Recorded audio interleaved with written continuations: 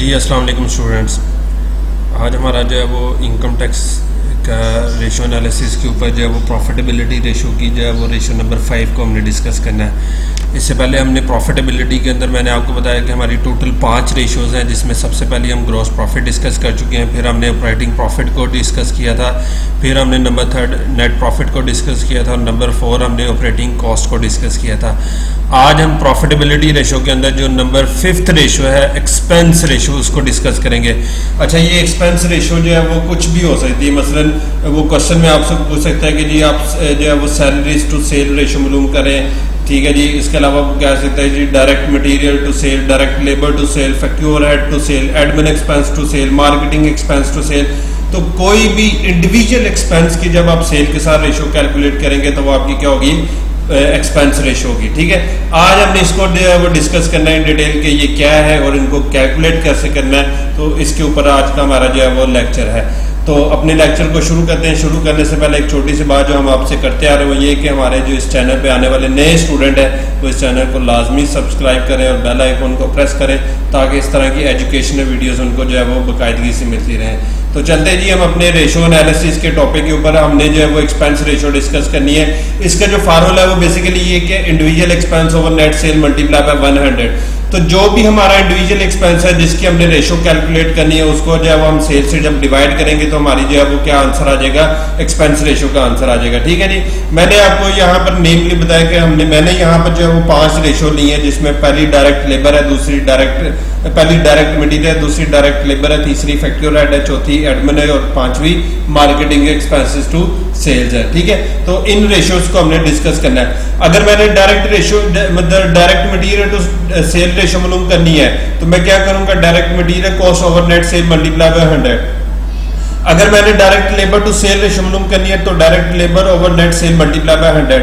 अगर मैंने factory overhead मालूम करनी है तो इसी तरह factory overhead cost over net sale multiply by 100। तो जो सी रेशो मैंने मालूम करनी है, अगर मैं कहता हूं कि जी मैंने सैलरीज टू सेल मालूम करनी है तो salary over cell multiply by 100। अगर मैं कहता हूं कि रेंट टू सेल करनी है तो rent over cell multiply by 100। अगर मैं कहूं कि डेप्रिसिएशन टू सेल करनी है तो depreciation over cell multiply by 100। तो जिस एक्सपेंस की रेशो मालूम करनी है उसको सेल से, नेट सेल से डिवाइड करें और मल्टीप्लाई 100 करें तो आपका आंसर आ जाएगा। अब मैंने यहाँ पे चूंकि ये 5 अज्यूम किए तो मैं इसी के हिसाब से एक डाटा जो है वो फर्ज करता हूँ। मिसाल के तौर पर फर्ज करें कि हमारे पास डाटा है, डायरेक्ट मटेरियल यूज्ड 50,000 है, डायरेक्ट लेबर है 45,000, फैक्ट्री ओवरहेड है 40,000, ऑफिस एक्सपेंसेस है 25,000 और मार्केटिंग एक्सपेंसेस है 20,000 और सेल है 2,75,000। ये डाटा हम फर्ज करते हैं। अच्छा, बिफोर कैलकुलेशन में थोड़ा सा आपको यहाँ पर मैंने जो है वो एक छोटी सी बात आप इजाफी ये बता दी कि हमारे जो एडमिन एक्सपेंसेस हैं उनकी मिसालें सैलरीज है, रेंट है, rates and taxes, postage and Telegram, office elected expenses हैं, टेलीफोन चार्जेस और प्रिंटिंग है, स्टेशनरी वगैरह।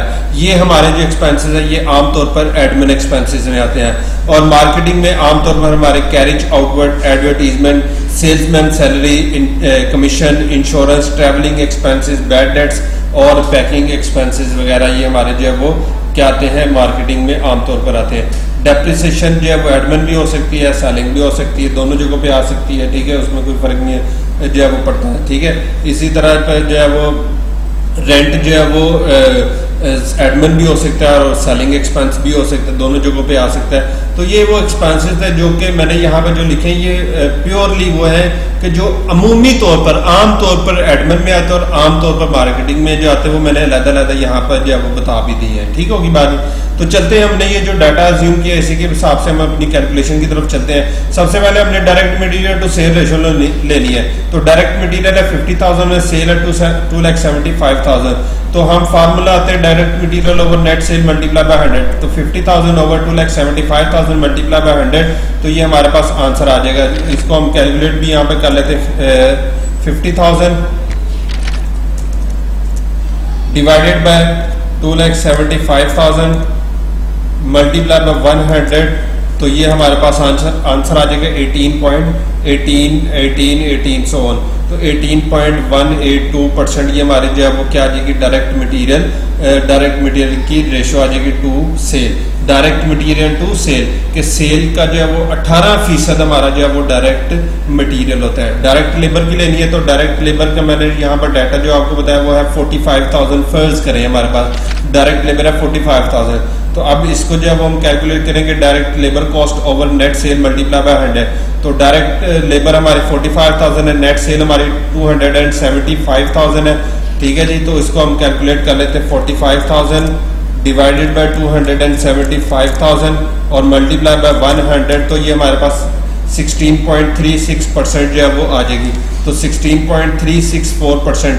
अच्छा, पॉइंट के बाद जो है वो कितने डिजिट्स लेने, अगर आप 6 डिजिट्स लेते हैं तो ज़्यादा अच्छा है, ठीक है। लेकिन अगर आप 3 डिजिट्स लेते हैं तो भी जो है वो ये मुनासिब बात है, इसमें कोई जो है वो हर्ज नहीं है।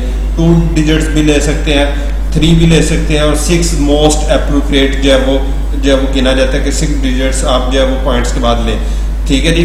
तो 16.364% हमारी जो है वो लेबर टू सेल रेशो है। इसी तरह फैक्ट्री ओवरहेड रेशो लेनी है तो factory overhead over net sale multiply by 100, और फैक्ट्री ओवरहेड मैंने जो है वो फर्ज किया 40,000 हमारे पास फैक्ट्री ओवरहेड है, तो हम जो है वो factory overhead over net sale multiply by 100 करेंगे तो ये हमारे पास जो है वो आंसर आ जाएगा। मसलन हमारे पास है factory overhead 40,000, over net cell है 275,000 और मल्टीप्लाई बाय 100 करेंगे तो ये हमारी फैक्ट्री ओवरहेड रेशो आ जाएगी 14.55%। ठीक होगी बात ये। इसके बाद मैंने जब हम नेक्स्ट रेशो लेते हैं ratio of admin expenses to sale, तो admin and office expenses over net sale multiply by 100।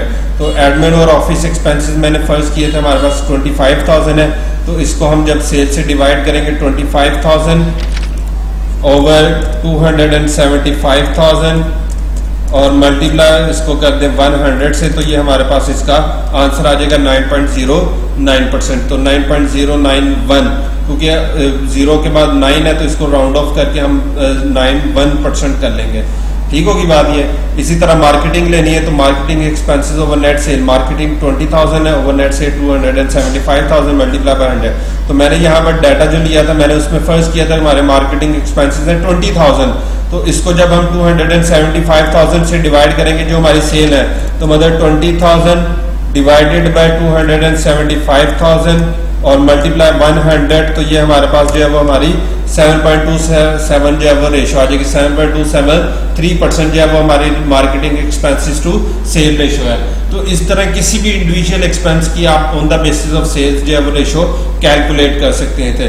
तो ये हमारी प्रॉफिटेबिलिटी रेशो का जो लास्ट टॉपिक था, हमारी टोटल 5 रेशोज थी, वो बारी बारी हमने डिस्कस कर ली है। मुझे उम्मीद है कि आपको ये प्रॉफिटेबिलिटी रेशोज में से कोई भी रेशो अगर आपसे पूछेगा तो अब आपको जो है वो ये आ जानी चाहिए। अगर आपका फर्दर भी कोई क्वेश्चन हुआ तो मुझे जरूर कमेंट सेक्शन में पूछेगा, मैं इंशाल्लाह आपकी जो है उस पर फर्दर रहनुमाई करूंगा। ठीक है जी। कल हम इंशाल्लाह टर्नओवर रेशोज के ऊपर डिस्कस करेंगे। अब जो हम रेशोज डिस्कस करेंगे वो टर्नओवर है, जैसे stock turnover, debtor turnover, credit turnover, तो इनके ऊपर हम जो है वो बारी बारी जो है वो डिस्कस करेंगे टर्नओवर रेशोज कितनी है, और उनको हम बारी बारी जो है वो कैलकुलेट करना भी सीखेंगे। ठीक है जी, इजाजत दीजिए, कल इंशाल्लाह दोबारा आपसे मुलाकात होगी। अल्लाह हाफिज।